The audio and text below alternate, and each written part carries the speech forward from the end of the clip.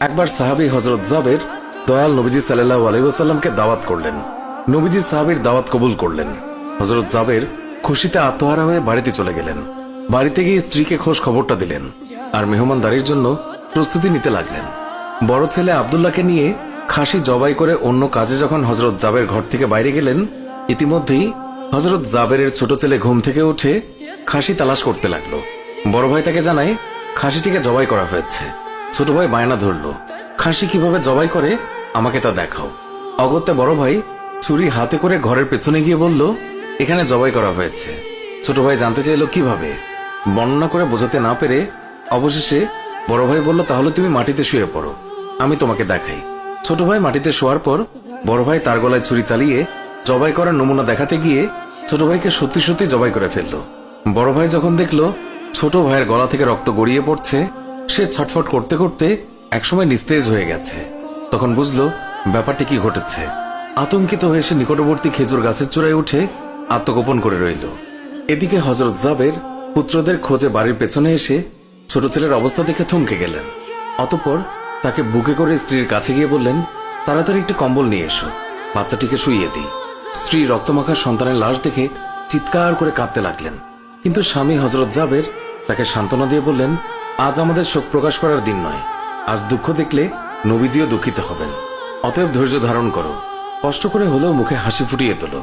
তারপর তারা দুজনে মিলে ছোট ছেলেকে কম্বলে মুড়ে রান্নাঘরের পেছনে রেখে আসলেন। স্ত্রী রান্নার কাজে মন দিলেন। হযরত জাবের বের হলেন বড় পুত্র আব্দুল্লাহর খোঁজে। বাড়ির পেছনে গিয়ে ছেলের নাম ধরে জোরে ডাক দিলেন।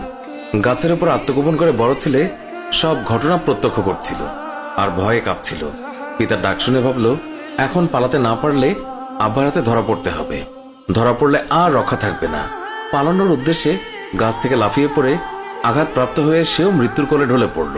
পিতা কাছে গিয়ে দেখেন আব্দুল্লাহর দেহে প্রাণের স্পন্দন নেই। বড় ছেলেকে কোলে তুলে তিনি বাড়ির ভেতরে আসলেন। স্ত্রীকে বললেন আরেকটি কম্বল নিয়ে আসার জন্য। বড় ছেলের এই অবস্থা দেখে দরদিমা পুনরায় আর্তনাদ করে উঠলেন। স্বামী তাকে পুনরায় সান্ত্বনা দিয়ে বললেন, ধৈর্য ধরো, আজ আমাদের দুঃখ প্রকাশের দিন নয়, আজ আমাদের পরম আনন্দের দিন। দয়াল নবীজি অল্প কিছুক্ষণের মধ্যেই আমাদের ঘরে তাশরিফ রাখবেন। তারপর দুজনে মিলে বড় ছেলের লাশও কম্বলে মুড়ে ছোট ছেলের লাশের পাশে রাখলেন। স্বামী স্ত্রী তাদের চোখের পানি মুছে মুখে হাসি ফুটিয়ে তুললেন।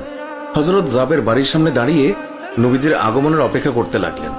অল্পক্ষণের মধ্যে নবীজিকে উটের পিঠে করে আসতে দেখা গেল। হযরত জাবের আনন্দে আত্মহারা হয়ে দৌড়ে গিয়ে স্ত্রীকে নবীজির আগমনের সংবাদ দিলেন এবং পুনরায় তিনি দৌড়ে নবীজির সামনে চলে এলেন। নবীজির উটের কাছে গিয়ে তাকে বাড়ি পর্যন্ত এগিয়ে আনলেন। নবীজি জাবেরের ঘরের সামনে উট থামিয়ে তার ডান পা মুবারক মাটিতে রাখলেন। বাম পা মুবারক এখনো নামাতে বাকি। এই সময় জিবরাইল আলাইহিস সালাম আল্লাহর পক্ষ থেকে নির্দেশ নিয়ে তিনি উৎসাহিত হয়ে বললেন, ইয়া রাসূলুল্লাহ, আল্লাহ আপনাকে জাবেরের ছেলেদের সঙ্গে নিয়ে খানা খেতে বলেন।